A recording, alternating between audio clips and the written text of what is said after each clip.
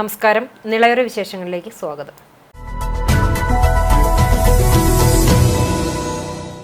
പ്രശസ്ത സാഹിത്യകാരൻ UA ഖാദറിന്റെ സംസ്കാര ചടങ്ങുകൾ തീക്കൊടിയിൽ നടന്നു. ശനിയാഴ്ച വൈകിട്ട് 6 മണിയോടെയായിരുന്നു അന്ത്യം. ശ്വാസകോശാർബുദ ബാധിതനായിരുന്നു അദ്ദേഹം. ഏറെ നാളായി ചികിത്സയിലായിരുന്നു. കോഴിക്കോട് സ്വകാര്യ ആശുപത്രിയിൽ വെച്ചായിരുന്നു അന്ത്യം. തീക്കൊടിയിൽ ഔദ്യോഗിക ബഹുമതികളോടെയാണ് സംസ്കാര ചടങ്ങുകൾ നടന്നത്. കേന്ദ്ര സാഹിത്യ അക്കാദമി അവാർഡ്, കേരള സാഹിത്യ അക്കാദമി അവാർഡ്, മാതൃഭൂമി സാഹിത്യ പുരസ്കാരം, SK Pottekkatt award, Malayattoor award, CH Muhammad Koya സാഹിത്യ അവാർഡ് തുടങ്ങി നിരവധി പുരസ്കാരങ്ങൾ അദ്ദേഹം നേടി. ഒരു പിടിവറ്റ്, തൃക്കോട്ടൂർ കഥകൾ, റസിയ സുൽത്താന, ഒരു മാപ്പിളപ്പെണ്ണിന്റെ ലോകം, കളിമുറ്റം, ചെമ്പവിഴം, ഖുറൈശിക്കൂട്ടം തുടങ്ങിയവ അദ്ദേഹത്തിന്റെ പ്രശസ്തമായ കൃതികളാണ്. തൃത്താല ബ്ലോക്ക് പഞ്ചായത്ത് പരിധിയിലെ വോട്ടിംഗ് യന്ത്രങ്ങൾ സുരക്ഷിതമായി സൂക്ഷിച്ചിരിക്കുന്നത് വോട്ടെണ്ണൽ കേന്ദ്രമായ Koottanad Vattenad vocational higher secondary സ്കൂളിൽ. ഇവിടെ 7 സ്ട്രോങ് റൂമുകളിലായാണ് വോട്ടിംഗ് യന്ത്രങ്ങൾ കനത്ത സുരക്ഷയിൽ സൂക്ഷിച്ചിരിക്കുന്നത്. ചാലിശ്ശേരി, നാഗലശ്ശേരി, തിരുമിറ്റക്കോട്, പട്ടിത്തറ, തൃത്താല, കപ്പൂർ, ആനക്കര പഞ്ചായത്തുകളിലെ 231 പോളിംഗ് ബൂത്തുകളിലെ വോട്ടിംഗ് യന്ത്രങ്ങളും അനുബന്ധ സാമഗ്രികളും ഇവിടെയാണ് സൂക്ഷിച്ചിരിക്കുന്നത്. യന്ത്രങ്ങൾ അതീവ സുരക്ഷയിൽ സ്ട്രോങ് റൂമുകളിൽ സീൽ ചെയ്ത് സൂക്ഷിച്ചിരിക്കുകയാണ്. ചാലിശ്ശേരി തൃത്താല പോലീസിന്റെ നേതൃത്വത്തിൽ അതീവ സുരക്ഷയാണ് ഏർപ്പെടുത്തിയിട്ടുള്ളത്. CCTV ക്യാമറകളുടെ നിരീക്ഷണവുമുണ്ട്. ഇറിഗേഷൻ കനാലിൽ വെള്ളം എത്തിയില്ല. നെൽകൃഷി ഉണക്ക ഭീഷണിയിൽ. വള്ളത്തോൾ നഗർ പഞ്ചായത്തിലെ പള്ളം പള്ളിക്കൽ പാടശേഖരത്തിലെ 400 ഏക്കർ കൃഷിയിലെ 300 ഏക്കർ കൃഷിയാണ് വെള്ളം ലഭിക്കാത്തതിനെ തുടർന്ന് ഉണങ്ങുന്നത്. ഇറിഗേഷന്റെ ചീരക്കുഴി കനാലിൽ നിന്ന് കനാൽ വഴി വെള്ളം ലഭിക്കും എന്ന ഉദ്ദേശത്തോടുകൂടിയാണ് 40 കർഷകർ 400 ഏക്കർ സ്ഥലത്ത് കൃഷിയിറക്കിയത്. വായ്പയെടുത്താണ് കർഷകർ കൃഷിയിറക്കിയത്. ഉമാവിത്താണ് മുണ്ടകൻ കൃഷിയിറക്കിയത്. എന്നാൽ കതിർ വരാനിരിക്കെയാണ് വെള്ളം കിട്ടാത്തതിനെ തുടർന്ന് നെല്ല് കരിഞ്ഞ് പാടം വിണ്ടുകീറിയത്. ഈ വിവരം അധികൃതരെ അറിയിച്ച് ഒരു മറുപടിയും ലഭിച്ചില്ലെന്നാണ് കർഷകർ പറയുന്നത്. 100 ഏക്കർ സ്ഥലത്തെ കൃഷി ഉണങ്ങാതെയിരിക്കാൻ കർഷകർ വെള്ളം കൈകൊണ്ട് തേവിയാണ് പാടശേഖരത്തിലേക്ക് വെള്ളം എത്തിക്കുന്നത്. ആ വെള്ളവും ഏതു നിമിഷവും വറ്റും. കഴിഞ്ഞ കൊല്ലവും കർഷകർക്ക് ഇതേ അവസ്ഥ തന്നെയായിരുന്നു. വെള്ളം കിട്ടിയില്ലെങ്കിൽ ചീരക്കുഴി ഡാമിലേക്ക് ധർണ നടത്താനാണ് തീരുമാനമെന്ന് കർഷകരായ PG Unnikrishnan Nair, Kunduparambil Alavi, TK Darikan, KP Muhammad Kaipancheri, T Vatsala എന്നിവർ പറഞ്ഞു. ഈ 10-ാം തീയതി, 5-ാം തീയതി, 6-ാം തീയതി എന്ന് പറഞ്ഞിട്ട് ഭൂമിയൊക്കെ ഉണക്കി കടന്നു. മനസ്സിലായി. ഇപ്പോഴും അവർ പറയുന്നത് 20-ാം തീയതിക്ക് ശേഷം 15-ാം തീയതിക്ക് ശേഷം എന്നാ ചട്ടം. ഇത് 2-3 വർഷമായി തുടങ്ങിയിട്ട്. ഇത് 3 വർഷം സ്ഥിതി തന്നെയാണ്. ആരും കൊയ്തിട്ടില്ല, കൊയ്യേണ്ട ആവശ്യമില്ല. അങ്ങനെ നശിച്ചു. ഇതാ കാണുന്ന ഭൂമി. മനസ്സിലായി. ഇതാണ് ഇവിടുത്തെ ലക്ഷ്യം. ഇവരെ കൊണ്ട് യാതൊരു ഉപകാരവും. ഏലാഫീസറാച്ചാൽ ഈ പാടത്തേക്ക് വരികയില്ല. ഈ അയാൾ വന്ന പിന്നെ വന്നിട്ടില്ല. മറ്റേ ചീരക്കുഴി ഓഫീസറുടെ ആവശ്യമില്ല, അവർ വരില്ല, ഷട്ടർ നേരാക്കിയില്ല എന്നൊരൊറ്റ വാക്കുകൊണ്ട് കഴിഞ്ഞു. ഇനിയിപ്പോൾ 2 നേരാക്കാണ്ട് 3 നേരാക്കാണ്ട് എന്ന് പറയേണ്ടത് പാടം മുഴുവൻ നശിച്ചിട്ട് കഴിഞ്ഞു. ഇതിനെന്തെങ്കിലും ഒരു വഴി ഉണ്ടെങ്കിൽ ഉണ്ടാക്കി തരും. അപ്പം 400 ഏക്കറിൽ മുകളിലുണ്ട്. 400 ഏക്കറിന് മുകളിലുണ്ട് ഇവിടെ. 300 ഏക്കറി ഉണങ്ങിപ്പോയി. ബാക്കി ഇത് ഓരോ പച്ച അവിടെയും ഇവിടെ നിൽക്കുന്നു. ഇതാണ് ഇവിടുത്തെ സ്ഥിതി. ഇത് ആരോട് പറയാനുമില്ല, ആരട്ടെന്ന് നോക്കണമില്ല. ഓരോ ഉദ്യോഗസ്ഥന്മാരും ഇവിടേക്ക് വരണമില്ല. ആർക്കും വേണ്ടാൻ്റെ കിടക്കുന്ന ഒരു ഭാഗമാണ് ഇവിടെ ഉള്ളത്. ഞങ്ങൾ 13 വയസ്സിൽ തുടങ്ങിയതാണ് ഈ കൃഷിപ്പണി. ഈ കണ്ടം ഞങ്ങളൊക്കെ ഞാൻ പാട്ടത്തിനെടുത്ത് പണിയുന്നതാണ്. ഞങ്ങൾ അതൊക്കെ വെള്ളം ഇല്ലാണ്ട് ഞങ്ങൾ ഉണങ്ങി കൃഷി ആകെ നശിച്ചു പോയിട്ടിരിക്കുന്നു. ഈ ഉദ്യോഗസ്ഥന്മാരാണെങ്കിൽ എന്ത് പറഞ്ഞാലും അടുത്ത് വീടും എന്ന് പറയാമെന്നല്ലാണ്ട് വെള്ളം തിരിച്ച് വരുന്നില്ല.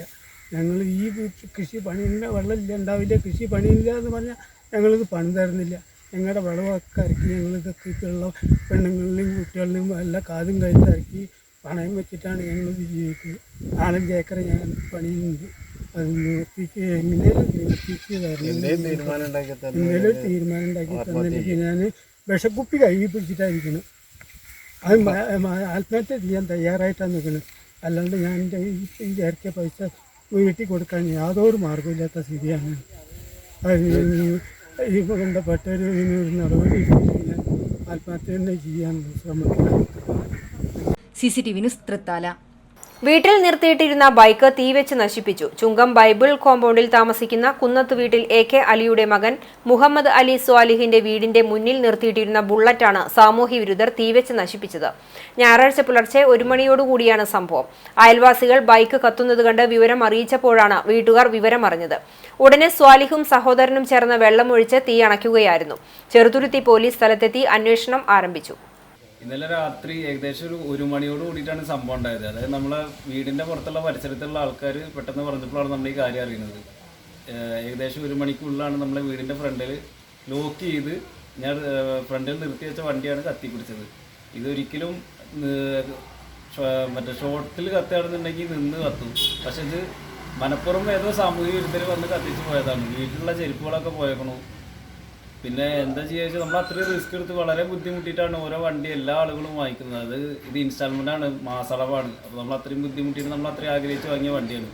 ഈ സംഭവം അല്ലെങ്കിൽ ഇങ്ങനത്തെ ഒരു കാര്യം ഒരിക്കലും ഇനി ഈ പരിസരങ്ങളിൽ പോലും ഉണ്ടായിരുന്നു. അപ്പോൾ ഇതിന് വേണ്ട ശക്തമായ നടപടികൾ എന്തായാലും എടുത്തേ പറ്റൂ. ഞാൻ പോലീസ് സ്റ്റേഷനിൽ കംപ്ലയിൻറ്റ് ചെയ്തിട്ടുണ്ട്. ഇന്നലെ പോലീസുകാർ വന്നിട്ടുണ്ട്.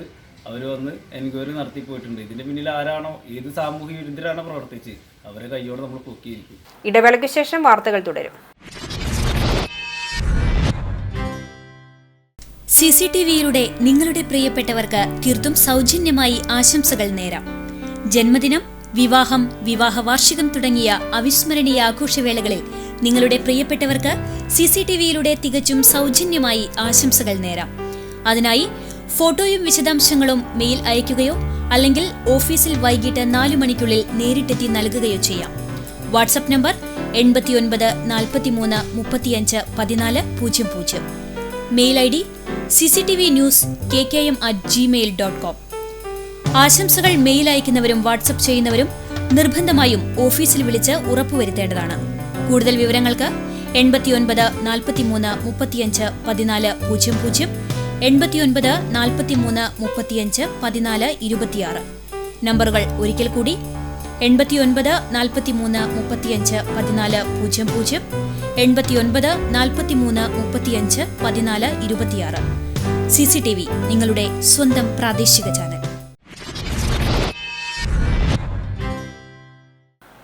വാർത്തയിലേക്ക്.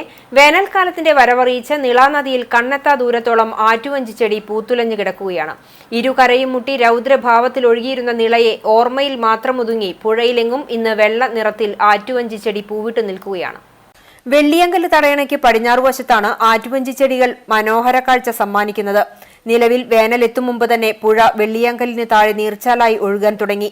വറ്റുവരണ്ട ഭാഗത്തെല്ലാം ചെടികൾ കതിരിടുകയും ഇവക്കിടയിൽ കന്നുകാലികൾ മേച്ചിൽപ്പുറങ്ങളാക്കുകയും ചെയ്തു. പൂത്തുലഞ്ഞ ആറ്റുവഞ്ചി ചെടികൾ കാണാനും ഇതിന്റെ ചന്തം ക്യാമറയിൽ പകർത്താനുമായി ഏറെ പേർ പുഴയിലെത്തുന്നുണ്ട്. മഴക്കാലത്ത് വളരുകയും മഴ തീരുന്നതോടെ പൂവിടുകയും ചെയ്യുന്നതാണ് ഈ ചെടികളുടെ രീതി. ഒറ്റയ്ക്ക് കാണുമ്പോൾ വലിയ ആകർഷകത്വമൊന്നും ഇല്ലെങ്കിലും ഒന്നിച്ചു നിൽക്കുമ്പോൾ മനം നിറയ്ക്കുന്ന കാഴ്ചയാണ് ഇവയ്ക്ക്. MTയുടെ ആദ്യകാല സിനിമകളിൽ ആറ്റുവഞ്ചി സ്ഥിരം കാഴ്ചയായിരുന്നു.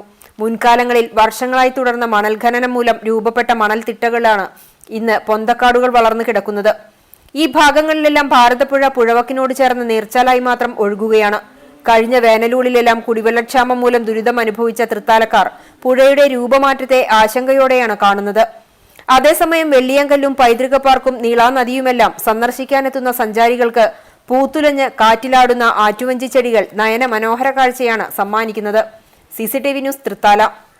പട്ടാമ്പി കൊടുമുണ്ടയിലെ ഖാദി നൂൽനൂൽപ്പ് കേന്ദ്രം അവഗണനയുടെ പടുകുഴിയിൽ. ഭൗതിക സൗകര്യങ്ങളുടെ അപര്യാപ്തത പരിഹരിക്കുന്നതിനോടൊപ്പം തൊഴിലാളികളുടെ വേതനം വർദ്ധിപ്പിക്കണമെന്നും ആവശ്യമുയർന്നു. 1965 കൊടുമുണ്ടയിലെ ഖാദി വസ്ത്രനിർമ്മാണത്തിനായി നൂൽനൂൽപ്പ് പരിശീലന കേന്ദ്രം ആരംഭിച്ചത്. കോഴിക്കോട് സർവോദയ സംഘമാണ് ഇവിടെ ഈ നൂൽനൂൽപ്പ് കേന്ദ്രം ആരംഭിച്ചിട്ടുള്ളത്. 100-ലധികം പരിശീലകരും തൊഴിലാളികളുമായി തുടങ്ങിയ സ്ഥാപനത്തിൽ ഇന്നുള്ളത് വെറും 13 പേർ മാത്രം. അതും അവിവാഹിതരും വിധവകളും. ജോലിക്കുള്ള മാന്യമായ വേതനം ലഭിക്കാത്തതാണ് ഈ മേഖലയിലേക്ക് ആളുകൾ വരാൻ മടി കാണിക്കുന്നതെന്നാണ് ഇവിടുത്തെ തൊഴിലാളികളുടെ പക്ഷം. ബുദ്ധിമുട്ടുകൾ ഞങ്ങൾക്ക് മിനിമം കൂലി പിന്നെ ക്ഷേമനിധിയിൽ നിന്ന് പോകുന്നവർക്ക് ഇല്ല എന്നാണ് പറയുന്നത്. അതാണ് ഇപ്പം ഞങ്ങൾക്ക് ബുദ്ധിമുട്ട്. ഇവിടെ ആൾക്കാർ കൂടുതലായിട്ട് വരുന്നില്ല. ഞങ്ങൾ പഴയ ആൾക്കാർ തന്നെ ഉള്ളൂ. അതായത് ഒരു കടയിൽ പോയാൽ 8,000-10,000 രൂപ 8,000-10,000 രൂപ കിട്ടും. അപ്പോൾ ആരും ഇതിലേക്ക് അങ്ങനെ വരുന്നില്ല. ഇത് 1965 കെട്ടിടം പണിതീർത്തതാണ്. ഇപ്പം ഇതൊക്കെ പൊളിഞ്ഞു വീഴാറായിരിക്കണു. ബാത്റൂമൊക്കെ കേടുന്നിരിക്കുന്നു. നിലവിലെ കെട്ടിടം ഏത് സമയത്തും പൊളിഞ്ഞു വീഴാവുന്ന അവസ്ഥയിലാണ് നിൽക്കുന്നത്. ഭൗതിക സാഹചര്യങ്ങളുടെ അപര്യാപ്തത ഇവിടെ ദൃശ്യമാണ്. ടോയ്ലറ്റ് സംവിധാനം പോലും ഫലപ്രദമല്ല. ഇതിനെല്ലാം ആര് പരിഹാരം കാണുമെന്ന കാര്യത്തിൽ ഇവർക്കും അറിയില്ല. പുറത്ത് പോകാനും ഒക്കെ ബുദ്ധിമുട്ടാണ്. അതിൻ്റെ ഉള്ളിലാണ് പാമ്പും ചേമ്പുമായിട്ട് അങ്ങനെ ഞങ്ങൾക്ക് അതിൻ്റെ ഉള്ളിലേക്ക് പോകാൻ ബുദ്ധിമുട്ട്. ആകെ പൊളിഞ്ഞാർത്തിട്ടാണ് കിടക്കുന്നത്. ഞങ്ങൾ പഞ്ചായത്ത് പറഞ്ഞപ്പോൾ പറഞ്ഞു ജില്ലാ പഞ്ചായത്താണ് ഇത് വേണ്ടി ചെയ്യേണ്ടത്, ഞങ്ങൾക്കൊന്നും ചെയ്യാൻ പറ്റില്ല എന്നാണ് പറഞ്ഞത്. പിന്നെ ഞങ്ങൾക്കിപ്പോൾ ഈ കൂലിയുടെ കാര്യങ്ങളൊക്കെ കുറച്ചും കൂടി കൂലി കൂട്ടി കിട്ടണം. അല്ലാതെ അപ്പം ഞങ്ങൾക്ക് ഇപ്പോൾ ഇത്രയും കുറച്ച് ഇതാവുകൊണ്ട് ഒരു കുടുംബം പോലും ഇല്ലല്ലോ. ഞങ്ങളിപ്പോൾ ഈ അവിവാഹിതരാവുകൊണ്ട് ഇങ്ങനെ പിടിച്ച് നിൽക്കുകയാണ്. പിന്നെ ഞങ്ങൾക്ക് മിനിമം കൂലി കിട്ടാതപ്പോൾ ഞങ്ങൾ ഇതിൽ ഇരുന്നിട്ടൊരു കാര്യമില്ല. ഞങ്ങളിപ്പോൾ പോയ ഒരാൾ ഈ പിന്നെ ക്ഷേമനിധിയിലുള്ള കുട്ടികളും പോകുന്നാണ് പറയുന്നത്. പിന്നെ ഇപ്പം എന്താ ഇപ്പോൾ ഇതിൽ ഇരുന്നിട്ട് കാര്യം? ഞങ്ങൾക്ക് അത് കിട്ടാനുള്ളത് എന്തെങ്കിലും ചെയ്യാൻ പറ്റുമെങ്കിൽ അത് ചെയ്യണം. ആരപ്പോൾ അത് പറഞ്ഞാൽ അവരോട് അതിനെ പറ്റിയിട്ട് പറയണം. ഞങ്ങളോട് ഒരാളൊന്നും ഇതിനെപ്പറ്റി ഒരു കാര്യം അന്വേഷിക്കണമില്ല, ഇരിക്കണമില്ല, ഒന്നുമില്ല. പഞ്ചായത്താവട്ടെ ആരും ഒന്നും ഞങ്ങളോട് അന്വേഷിക്കണില്ല. ഒരു മാസം ചക്രം തിരിച്ച് നൂൽ നൂറ്റാൽ കയ്യിൽ കിട്ടുന്നത് 3000 രൂപയിൽ താഴെ മാത്രം. ഒരു കഴി നൂൽ നൂറ്റാൽ 27 രൂപയുടെ ഉള്ളിലാണ് ഇവർക്ക് ലഭിക്കുക. ഇവിടെ അധികം വയസ്സായ ഇവിടെ നിൽക്കണം. ഞങ്ങൾ എന്താ പറയുക, പ്രായമല്ല, തിരിച്ച് അവർക്ക് വയ്യാത്ത സമയത്ത് അവർ പൊക്കോട്ടെ, അതുവരെ അവർ ഇവിടെ വരണം. അതേപോലെ ഞങ്ങൾക്ക് കുട്ടികൾ വീണ്ടും വരണം. ചേച്ചിമാരായാലും ഇപ്പോൾ പ്രായം ഒരു 30 ആയാലും കുഴപ്പമില്ല, കൂലി കൂടണം. അതായത് ഞങ്ങൾക്ക് വീട്ടിലേക്ക് പിന്നെ ഞങ്ങൾ കുടുംബം നോക്കാനുള്ള വരുമാനം ഇതിന്ന് കിട്ടണം. ഒരു മാസത്തിൽ ഞങ്ങൾക്ക് വരുമാനം, ഒരു കുടുംബം നോക്കാനുള്ള വരുമാനം ഇതിന്ന് കിട്ടണം. അത് ഞങ്ങൾക്ക് കിട്ടുന്നില്ല.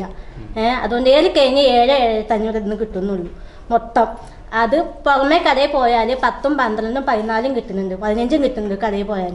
അത് അതേ സ്ഥാനത്ത് ഞങ്ങൾക്ക് എത്തണം. 15 കിട്ടിയ ഞങ്ങൾക്ക് എല്ലാവരും വരും. 60 പേര് ഉണ്ടാകുന്ന സ്ഥാപനമാണ്. ആ സ്ഥാപനത്തിൽ ഇനിയും 15 കിട്ടുകയാണെങ്കിൽ കുട്ടികൾ ഇനിയും വരും, ഇഷ്ടം പോലെ വരും. അതേപോലെ ചരക്കിൻ്റെ പ്രശ്നം, ഒരു ചരക്ക് കേട് വന്നാൽ ഞങ്ങൾ എല്ലാവരും ഒരുമിച്ചിട്ടാണ് ചെയ്യാറ്. ആദ്യത്തെ ചരക്ക ഞങ്ങൾ ഒരു ചരക്ക കേട് വന്നാൽ ഒരാൾ വന്ന് നോരാക്കും, അവരുടെ ചരക്ക ഞങ്ങൾ തിരിക്കും. അങ്ങനെ ചെയ്യാറ്. ഇത് മൊത്തം എന്താ വെച്ചാൽ ഈ ചരക്കയ്ക്ക് നേരാക്കണമെങ്കിൽ എല്ലാവരും വേണം. ടോർച്ചും പിന്നെ ഉള്ളിൽ പായച്ചക്രങ്ങളുടെ നെറ്റ് മുറുക്കണമെങ്കിലൊക്കെ ടോർച്ച് വേണം. മൊബൈലിൻ്റെ ടോർച്ച് ഇല്ലാതെ നെറ്റ് മുറുക്കാൻ പറ്റില്ല. അത്രയ്ക്കും ചെറിയ പായച്ചക്രങ്ങളാണ് ഞങ്ങൾക്ക് തരുന്നത് മെഷീനും. അതുകൊണ്ട് പായച്ചക്രങ്ങൾ വലുതാക്കി വലിയ മെഷീനാക്കി കുട്ടികളെ സ്ഥാപനത്തിലേക്ക് വരുത്തണം. ഈ മേഖലയിലേക്ക് പുതിയ ആളുകൾ വരുന്നില്ലെന്ന് മാത്രമല്ല, ഉള്ള ആളുകൾ നിർത്തി പോകുവാനുള്ള തയ്യാറെടുപ്പിൽ കൂടിയാണ്. കൈത്തറി വസ്ത്രങ്ങൾക്ക് മാർക്കറ്റിൽ നല്ല വിലയുണ്ടെങ്കിലും അത് നെയ്തുണ്ടാക്കുന്ന തൊഴിലാളികൾക്ക് തുച്ഛമായ വരുമാനമാണ് ലഭിക്കുന്നതെന്നും ഇവർ പറയുന്നു. വേതനം വർദ്ധിപ്പിച്ച് കൈത്തറി മേഖലയെ സംരക്ഷിക്കുന്നതോടൊപ്പം തൊഴിലാളികളെയും സംരക്ഷിക്കണമെന്നാണ് തൊഴിലാളികളുടെ ആവശ്യം. വർഷങ്ങളായി ചെയ്തു വരുന്ന പണി ഇട്ടെറിഞ്ഞു പോകുവാൻ മനസ്സ് വരാത്തത് കൊണ്ടാണ് പലരും ഇന്ന് ഈ മേഖലയിൽ പിടിച്ചു നിൽക്കുന്നത്. ഒരു കുടുംബം പോറ്റുവാനുള്ള വേതനമെങ്കിലും ഇവിടുന്ന് ലഭിക്കണമെന്ന് തന്നെയാണ് ഇവിടുത്തെ ഓരോ തൊഴിലാളികളുടെയും ആവശ്യം. പ്രവർത്തന മേഖലയിൽ അരനൂറ്റാണ്ടിനോടടുത്ത വരവൂർ കൈരളി ക്ലബിന്റെ പുതിയ കെട്ടിടം ഉദ്ഘാടനം ചെയ്തു.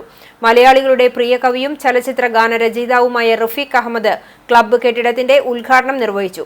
വർത്തമാനകാലത്തിൽ സാംസ്കാരിക സംഘടനകൾ രാഷ്ട്രീയ ജാതി മത ഭേദമന്യേ നിലനിൽക്കേണ്ട ആവശ്യകതയെക്കുറിച്ചും ഈ മേഖലയിൽ കൈരളിയുടെ മികവിനെക്കുറിച്ചും അദ്ദേഹം സംസാരിച്ചു. ക്ലബിന്റെ സ്ഥാപക സെക്രട്ടറി NM മാധവൻ മാസ്റ്റർ, നിർമ്മാണ കമ്മിറ്റി ഭാരവാഹികളായ VN Jayaprakash, Basheer PK, VN Jayesh, club secretary VK Ragesh, president Prajith VU എന്നിവർ സംസാരിച്ചു. ഇനി നവമാധ്യമ കാഴ്ച.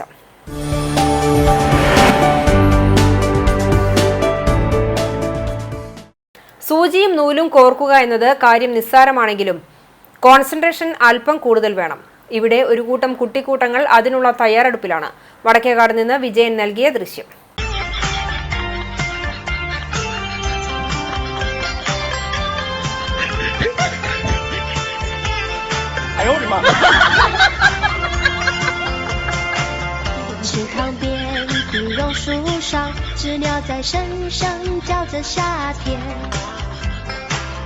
操场边地球线上，只有那蝴蝶停在上面。黑板上老师的粉笔还在拼命叽叽喳喳写个不。